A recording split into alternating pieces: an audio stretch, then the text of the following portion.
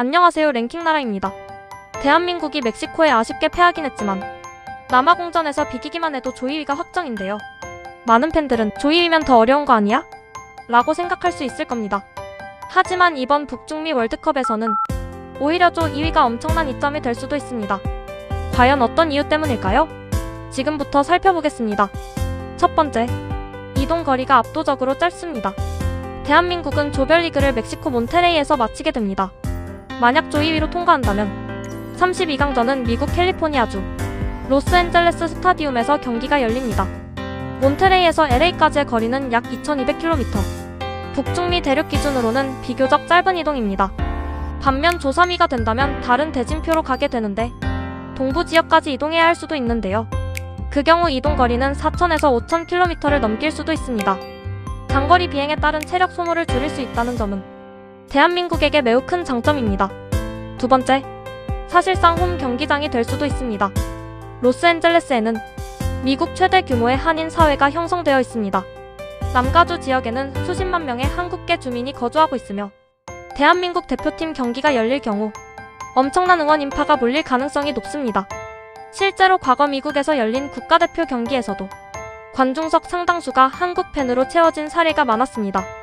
만약 LA에서 경기를 치른다면 상대팀 입장에서는 원정 경기, 대한민국 입장에서는 홈 경기와 비슷한 분위기가 만들어질 수 있습니다. 그렇다면 32강 상대는 누가 될까요? 현재 예상할 수 있는 시나리오는 크게 두 가지입니다. 시나리오 1.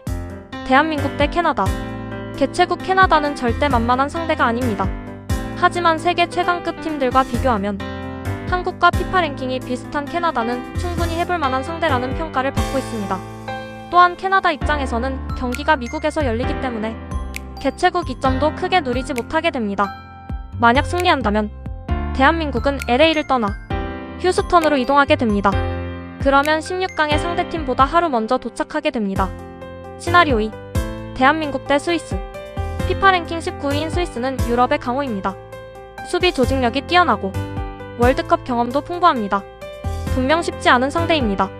하지만 대한민국 역시 독일, 포르투갈 등을 상대로 이변을 만들어낸 경험이 있습니다. 2006년 독일 월드컵 때 스위스에게 0대2로 패해 16강 진출이 좌절된 아픈 기억이 있는데 20년 만에 그 빚을 갚을 때가 됐습니다.